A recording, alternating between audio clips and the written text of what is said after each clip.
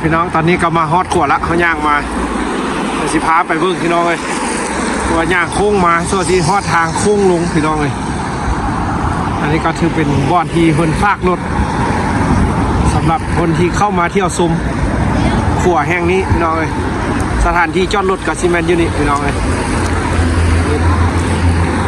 นี่ก็จะเป็นเส้นทางกลับบ้านเขาพี่น้องเดี๋ยวการที่ท้ายคลิปไปเบิ้งยุขัวหันแล้วก็ซีเดินทางเมืองเฮือนพี่น้องเลยเพราะว่า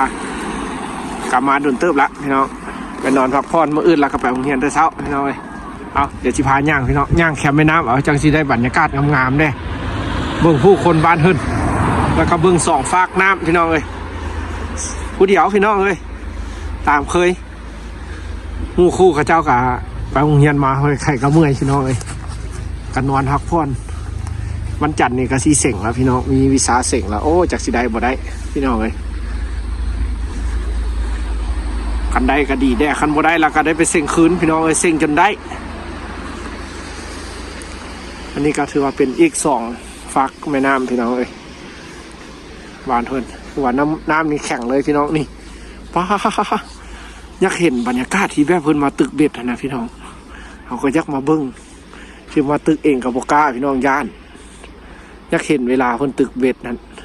เพิ่นเอาป่านะพี่น้องเขายักมาเห็นป่าเซมอนน้ำจืดบานเพิ่น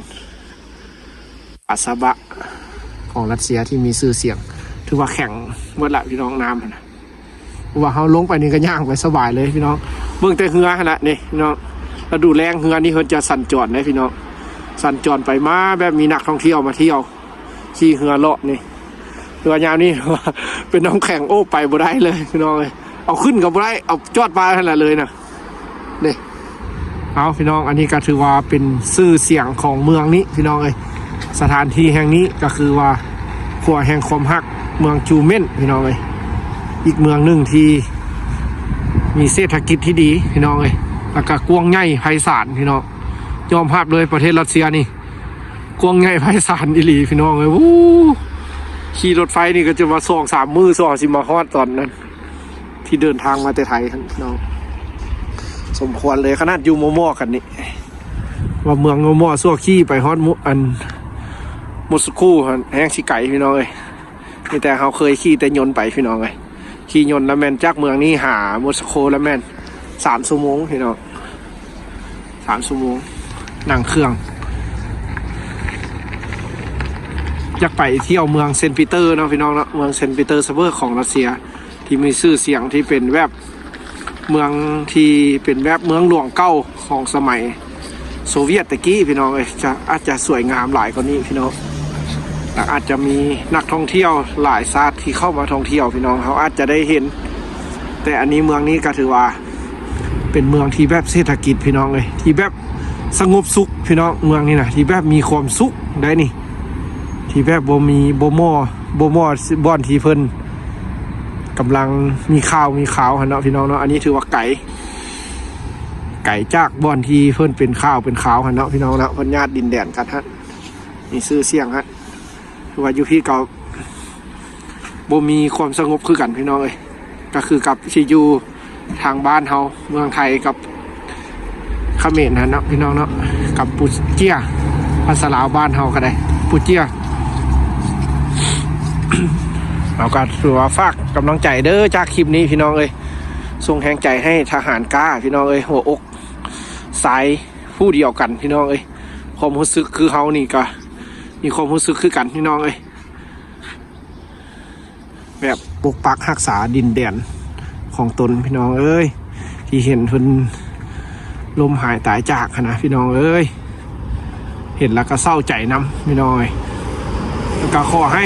ผ่านพ้นไปไวๆพี่น้องเอ้ยกลับมาบ้านเมืองมีความสงบไปมาหากันสะดวกสบายอย่าให้มีการบาดหมางกันพี่น้องเอ้ยเป็นประเทศใกล้เงินเคียงอยู่น้ำกันแล้วก็สงบน้ำกันแล้วก็แล้วพี่น้องอย่าไปยักได้ของกันเหรอต่างคนก็ต่างสิมาอยู่มาอาศัยสั่วข่าวซื่อโลกใบนี้นะพี่น้องเอ้ยสิ่งที่เขาปรารถนาก็จะเป็นแนวนั้นพี่น้องถ้าโบทึกกะสีขอโทษขออภัยพี่น้องเอ้ยแต่เขาเป็นห่วงทุกที่ไปเฮ็ดหน้าที่ครับพี่น้องเอ้ยเพราะว่ามันทุกข์มันยากเลยพี่น้องเอ้ย คำว่าชีวิตทหารนี่ลำบากบ่มีประเทศใดที่แบบใช้ชีวิตหรูหราดอกพี่น้องทหารนะบ่ว่าที่อยู่เป็นเมืองนอกหรือว่าที่เป็นอยู่บ้านนอกบ้านนาเฮาก็คือกันคันว่าทหารแล้วมันต้องลำบากกันหมู่รถพี่น้องเอ้ยจากบ้านเกิดเมืองนอนไปเฮ็ดหน้าที่ไก่ทินฐานพี่น้องเอ้ยบ่อนที่เฮาบ่เคยได้ไปก็ได้ไปอันใดบ่เคยได้กินก็ได้กินพี่น้องนั่นคือเป็นชีวิตทหารพี่น้องเอ้ยเงินเดือนก็น้อยเผื่ออาจจะบ่ได้เมียกันมันยกดีนะเป็นทหารเอาพี่น้องเว้าหลายกระดนพี่น้องเอ้ยเดี๋ยวสิย่างไปเบื้องขวาเลยซะเดี๋ยวสิพาย่างไปพี่น้องเอ้ยแล้วก็กลับพี่น้องเขาก็เป็นคนที่มักเว้าแล้วก็เลยไปเลยพี่น้องเอ้ย เว้าเลยพี่น้องเว้าแล้วก็ม่วนพี่น้องแบบเขาเว้าแต่มันเอ็ดให้เขาเว้าไปตลอดเลยนะแบบเพลินไปเลยพี่น้องเอ้ยอินไปกับแบบคำเว้าของเขาเว้าไปแล้วมันมีความรู้สึกไปนำพนะพี่น้องแต่มันระคักนี่แหละพี่น้องบ้านเฮิร์นเดอร์สำหรับรัสเซียพี่น้องเลยเมืองหนาวเอาขอบใจพี่น้องที่กำลังเข้ามารับชม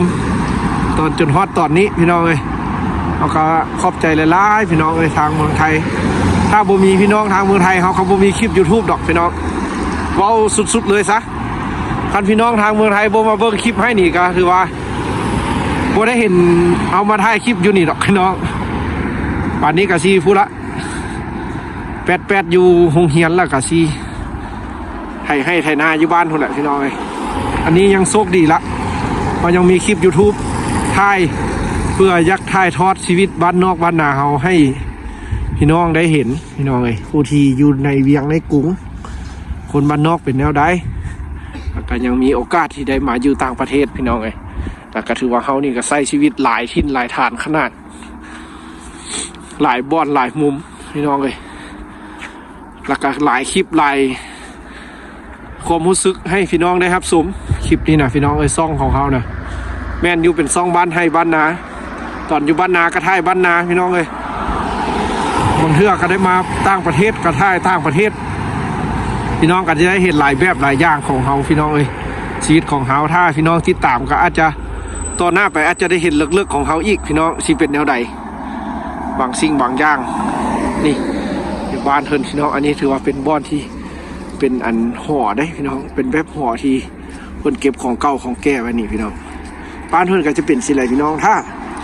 ทางนอกนี่เพิ่นจะบ่ตกแต่งหลายดอกพี่น้องอยู่รัสเซียนะส่วนใหญ่เพิ่นจะเน้นทางในพี่น้องเลยเน้นความสวยงามทางใน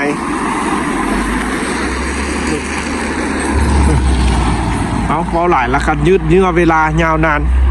พอกระซีว่าบนหนาวในคางกระสั่นละได้นี่นะดูว่าจะอากาศ-8 -9มันกันหนาวคือกันอยู่ใจแท้นะพี่น้องเอ้ยถ้าเขามีเวลามื้อเว้นนะมาจากพายพี่น้องมาเบิ้งเพิ่นเอาป่าพี่น้องมีคนรัสเซียเพิ่นเอาป่าขึ้นมาขายนะเพิ่นเอาจังไหนอยู่น้ำแข็งสิเอาขึ้นว่าป่านะมันห่านใจจังได้พี่น้องเอาพี่น้องเข้าใจนะไหนก็บอกเขาได้พี่น้องสมมุติน้ำแข็งอย่างสินะป่ามันสิขึ้นมาหายใจจังไหนสมมุติเอามันแน่นหมดละ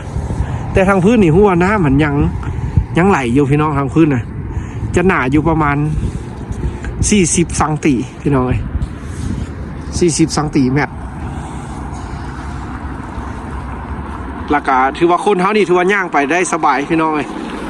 อาจจะเป็นรถเก่งก็ยังไปได้พี่น้องถือว่าบ่ล่มดอกเพราะว่าในบทเรียนอาจารย์ก็เคยสอนแล้วว่าไปได้ฮอดรถตังพี่น้องถ้าหิมะมันขนาดซ้ำนั้นซ้ำนี้สินะรถยังไปได้แด่สินะมันจะมีในบทเรียนพี่น้องเพิ่นอาจารย์เพิ่นก็จะสอนแต่หากบ้านเขาบ่ได้นำไส้ดอกพี่น้องแต่หากก็ได้เรียนนี่แต่เขาแปลกใจที่ว่าป่านะมันห่านใจจังไหนมันคือบ่ตายเขายิ่งงงแท้ๆอันนี้นะอากาศอยู่ใส่สิลงไปอยู่พื้นนะเขาบ่เข้าใจเลยนะแล้วก็บ่ฮู้แล้วก็ถามอาจารย์เขาว่าเพิ่นจะตอบว่าแบบว่าบางบ่อนเพิ่นจะมีให้แบบเพิ่นจะมีไดเพิ่นว่ามันจะมีขอบเขตหนึ่งที่แบบเพิ่นจะมีไดบ่ให้น้ำมันแค้นเพิ่นว่าซัดป่ามันจะไปหายใจอยู่ฮัดว่าซัดเพิ่น เป็นว่าจังซั่นแต่สำหรับเฮานี่ถ้าสมมุติว่าบ่อนที่มันอยู่ไกลคนเด้มันสิไปหานใจอยู่ไสสนาเฮาคิดว่าซั่นพี่น้องแล้วพี่น้องฮู้แล้วก็คอมเมนต์บอกได้เด้อพี่น้องเป็นจังไดอันนี้บ่ฮู้แท้ๆพี่น้องเอ้ยถ้าสมมุติสิเป็นตัวที่อยู่หม้อบ้านเมืองคนก็สิแม่นครบอาจารย์แต่ถ้าตัวที่มันอยู่ในป่าในดงคั่นเด้มันเช่นจังไดนะ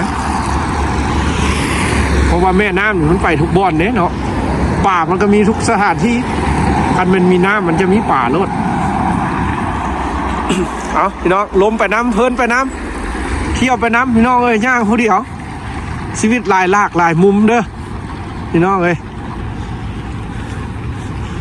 คือเขาเห็นอันมีคลิปนึงเขาก็เอาลงขนาดพี่น้องที่เขาไปเห็นซ่องของสาวรัสเซียคนนั้นหันพี่น้องเขาก็เอาลงอัพไปแล้วได้2 มื้อละเขาเห็นแล้วเขามากแหงพี่น้องเขาเห็นแล้วเขาอยากเอาลงไว้เก็บเป็นบทเรียนของตัวเองขนาดพี่น้องที่เอาลงไปแล้วก็ให้พี่น้องได้รับชมนำหันเพื่อผู้ใดที่เพิ่นมักเพิ่นกะสิรับชมพี่น้องผู้ใดที่เพิ่นบ่มักเพิ่นกะสิปัดไพ่พี่น้องเลย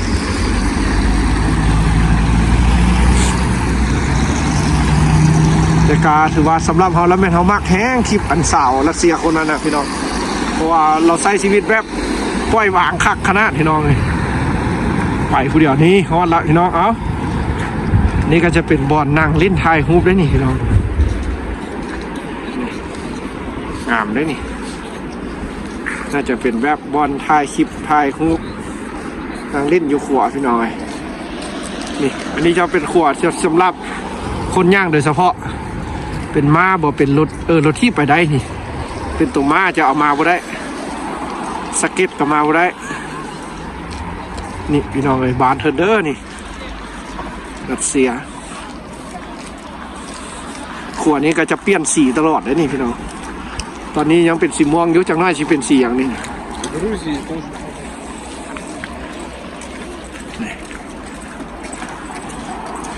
ก็ถือว่าคักงามพี่น้องไอ้สถานที่นี้ก็ถือว่าหลายคนที่ชาวรัสเซียเพิ่นก็มาย่างเล่นย่างหัวยามแรงพี่น้องไอ้พอบ้านเพิ่นก็ซ้ำนี่แหละพี่น้องเพราะว่าบ่มีการวางขายสินค้ากลางแจ้งดอกการขายก็มีแต่อยู่เป็นห้างเป็นอย่างพี่น้องไอ้ไปซื้อเอาอยู่พุ่นคือบ้านเขาได้ย่างลิ้นซอปปิ้งกินปิ้งกินต่ำสดายคนลาวนะพี่น้องเอ้ยคนลาวคนไทยกินคือกัน